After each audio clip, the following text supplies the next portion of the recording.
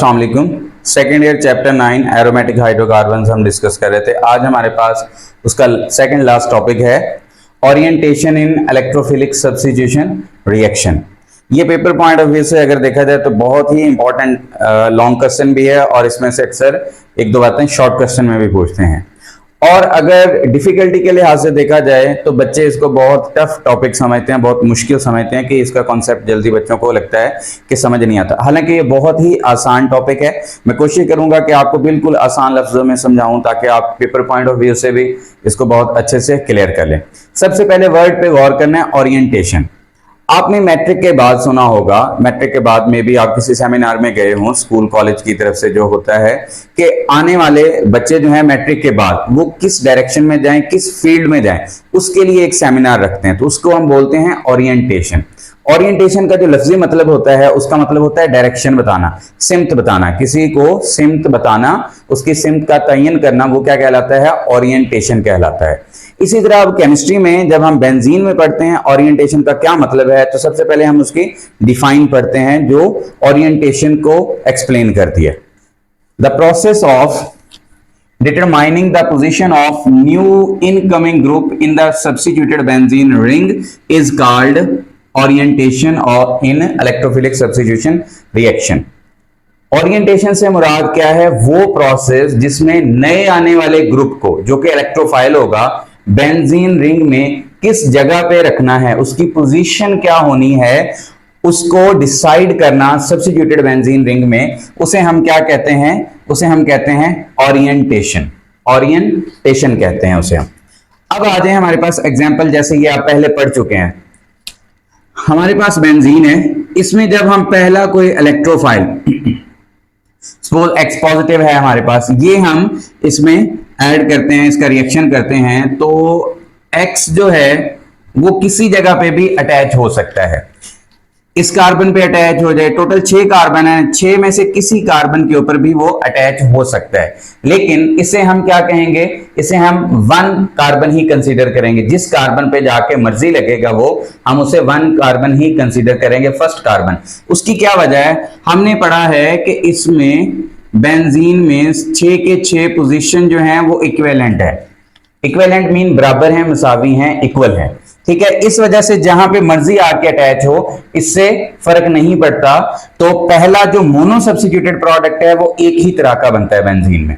Suppose मैं कहता हूं एक्स की जगह पे मैं क्लोरीन लगा देता अगर इधर, तो क्लोरोबेंजीन हो जाता।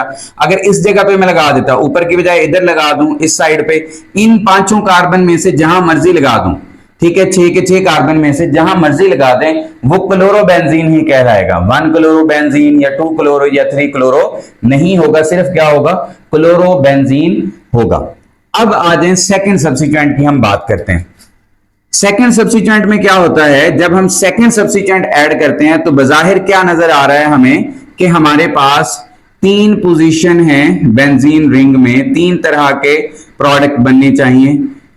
और वो 3 कौन कौन से हैं हमारे पास? उन पोजीशन को हम क्या नाम देते हैं, इसको हम डिस्कस करते हैं। पहली जो पोजीशन है उसको हम आर्थो पोजीशन कहते हैं। अगर यहां पे लग जाए तो भी आर्थो है, और यहां पे अगर आ जाए तो भी आर्थो पोजीशन है। और ये वाली जो है ये मेटा पोजीशन है, और इस साइड से भी मेटा पोजीशन है। मतलब आर्थो में अगर इस साइड पे वाई लग जाए तो भी आर्थो में आ जाएगा, इस साइड पे लग जाए तो भी आर्थो में। सेम यहां पे लग जाए तो भी मेटा है, और इधर लग जाए तो भी मेटा है। और लास्ट पे इसमें आ जाए तो ये वाली जो पोजीशन है इसको हम कहते हैं पैरा पोजीशन। अब ये जो वर्ड है ना, आर्थो, मेटा और पैरा, ये ग्रीक वर्ड से निकले हैं। आर्थो जो है इसका मतलब होता है एडजेसेंट, करीब वाला। मेटा का मतलब होता है मिडल, दरमियान वाला। और पैरा का मतलब होता है ऑपोजिट, उससे दूर वाला। अब यहां पे डाई सब्स्टिट्यूटेड प्रोडक्ट अगर हम देखें तो हमारे पास डाई सब्स्टिट्यूटेड प्रोडक्ट जो हैं वो 3 तरह के बनते हैं। कितनी तरह के बनते हैं जी? 3 तरह के डाई सब्स्टिट्यूटेड प्रोडक्ट बनते हैं डाई सब्स्टिट्यूशन जब होती है। अब क्या चॉइस है, कितने चांसेस हैं कि आर्थो पे आके वाई लगे, या मेटा पे लगे, या पैरा पे लगे? इसके लिए हम कहते हैं चांस बेस। हमारे पास अगर हम बात करें चांस बेसिस पे, चांस बेसिस कि क्या तवक्को है या क्या मौका है कितना प्रोडक्ट बनेगा। R2 पोजीशन देखें तो टोटल 2 हैं, वैसे X के बाद X वाला तो हो गया पहले ही, बाकी टोटल 5 पोजीशन है। 5 में से R2 कितनी है, 2 पोजीशन है, तो 2/5 इंटू 100 करोगे तो आपके पास आंसर आ जाएगा 40%। R2 पे कितने परसेंट चांसेस हैं, कितने आके लगेगा, 40% चांसेस हैं कि R2 वाला प्रोडक्ट बनेगा। सेम मेटा पे अगर आप देखें तो मेटा में कितनी टोटल पोजीशन है, 2 पोजीशन है, out of 5 into 100 is equal to 40%। तो मेटा के चांसेस भी कितने हैं, 40% है। जबकि पैरा की अगर हम बात करें तो 5 में से सिर्फ एक पोजीशन है, मल्टीप्लाई बाय 100 करें तो ये आपके पास 20% जो है वो बनेगा प्रोडक्ट। कौन से वाला, पैरा वाला। ये किस बेस पे है, हमारे पास चांस बेस के ऊपर है। बज़ाहिर भी हमें यही लग रहा है क्योंकि हमारे पास पोजीशन भी यही फ्री है। तो अब हम देखते हैं क्या जो चांस बेस हम कह रहे हैं कि इसके मुताबिक प्रोडक्ट बनता है या बनना चाहिए, तो देखते हैं कि हमारे पास इस तरह प्रोडक्ट बनता है या नहीं बनता। पहली एग्जांपल है हमारे पास, ये मेरे पास नाइट्रोबेंजीन है NO2, इसकी हम क्लोरीनेशन करते हैं Cl2 की प्रेजेंस में, Cl2 के साथ in the presence of FeCl3। ये रिएक्शन भी आपने पढ़ा हुआ है पहले, क्लोरीनेशन वाला। In the presence of catalyst जब हम करते हैं तो सब्स्टिट्यूशन होती है, लेकिन अगर सनलाइट यूज करते हैं हम तो फिर वो एडिशन रिएक्शन होता है। लेकिन यहां पे क्योंकि हम सब्स्टिट्यूशन पढ़ रहे हैं इस वजह से हम सब्स्टिट्यूशन ही पढ़ेंगे। तो हमारे पास जो प्रोडक्ट बनता है, जब नाइट्रोबेंजीन लगा हुआ है, पहले नाइट्रो ग्रुप लगा हुआ है बेंजीन के ऊपर, तो मेरे पास जो मेन प्रोडक्ट बनता है वो क्या बनता है, मेटा पे आके क्लोरीन लगता है। यहां पर क्लोरीन लगता है प्लस हमारे पास क्या बन जाएगा, HCl।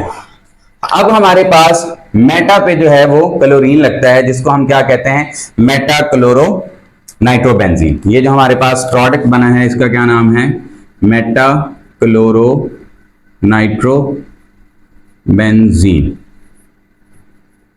हालांकि मेजर या मेन प्रोडक्ट ही यही बना है, बाकी R2 पोजीशन और पैरा पोजीशन जो है उस पे नहीं कोई भी जो है सब्स्टिट्यूएंट लगा। क्लोरीन कोई भी R2 पे भी नहीं लगा और पैरा पे भी नहीं लगा, सारा का सारा मैक्सिमम कहां पे जाके लगा है, मेटा पे लगा है। अच्छा, अब अगर सेकंड रिएक्शन देखें तो हमारे पास, अगर मैं कहता हूं कि मेरे पास क्लोरोबेंजीन है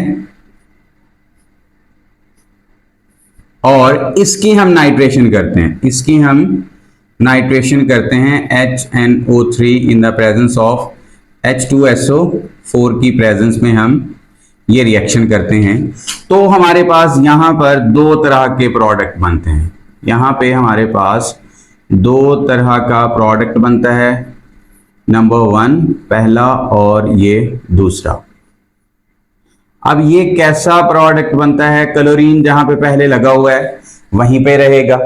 एक बेंजीन रिंग में जो है, एक में R2 पोजीशन पे नाइट्रो लग जाता है, रेलेवेंट टू क्लोरीन की अगर बात करें, क्लोरीन के लिहाज से ये R2 पोजीशन है, और ये क्लोरीन के लिहाज से कौन सी पोजीशन है, पैरा पोजीशन।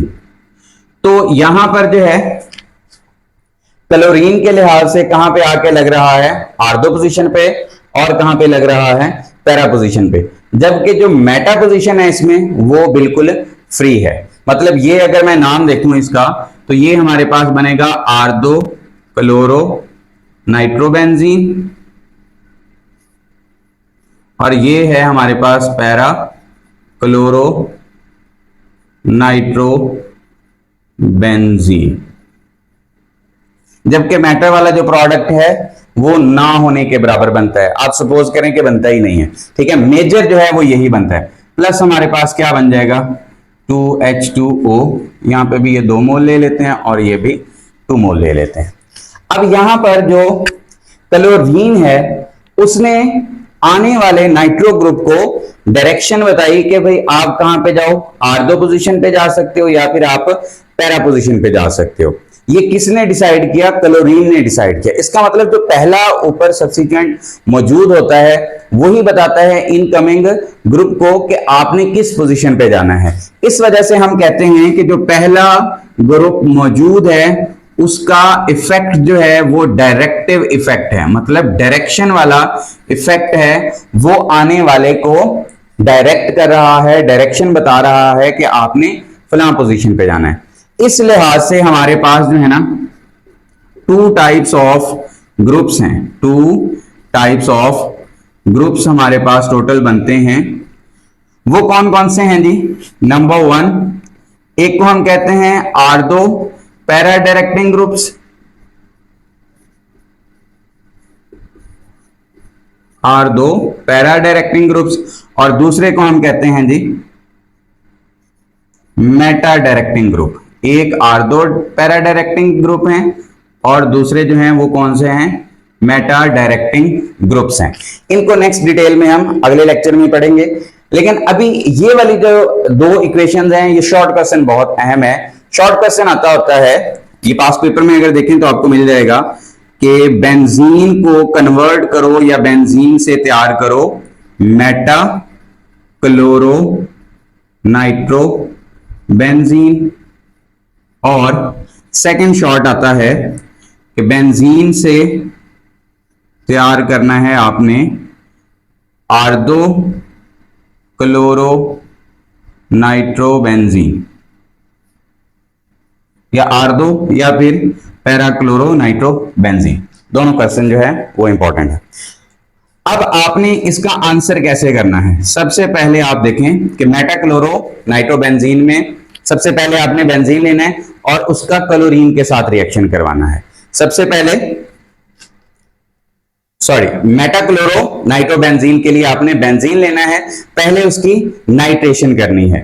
नाइट्रेशन करने के बाद जो है वो फिर आपने उसके क्लोरीन के साथ रिएक्शन करवाना है। ये वाला रिएक्शन आएगा, ठीक है। पहले नाइट्रेशन वाला आपने पढ़ा हुआ है ना, नाइट्रेशन पहले करेंगे, उसके बाद आपने क्या करना है? उसका क्लोरीन के साथ रिएक्शन करना है। तो इसमें क्या करना है? सबसे पहले नाइट्रेशन, पहला स्टेप क्या है? नाइट्रेशन, और सेकंड जो स्टेप है वो क्या है? क्लोरीनेशन, मतलब क्लोरीन के साथ रिएक्शन करना है। अब यहां पर जो है, यहां पे क्या करेंगे?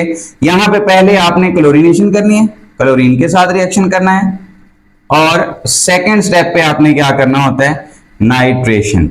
अगर आपने स्टेप को गलत कर दिया, जहां पे नाइट्रेशन की जरूरत है वहां पे क्लोरीनेशन कर दी, और जहां पे क्लोरीनेशन की जरूरत है वहां पे नाइट्रेशन कर दी, तो आपका आंसर गलत होगा। सीक्वेंस को यहाँ पे बहुत इंपॉर्टेंस है, क्योंकि जो पहला ग्रुप लगा हुआ होगा बेंजीन के ऊपर उसी ने ही सेकंड को जो है वो डायरेक्ट करना है।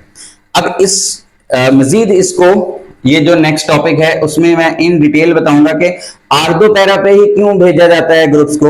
जो पहला ग्रुप ऊपर मौजूद है उसके पास क्या ऐसी अथॉरिटी है कि वो आने वाले को आर्थो पैरा पे भेज रहा है, या फिर कहां पे भेज रहा है? मेटा पे भेज रहा है। ऐसा क्यों है? तो वो उसके लिए हम नेक्स्ट लेक्चर आप देख सकते हैं। ओके डियर स्टूडेंट्स, अल्लाह हाफिज।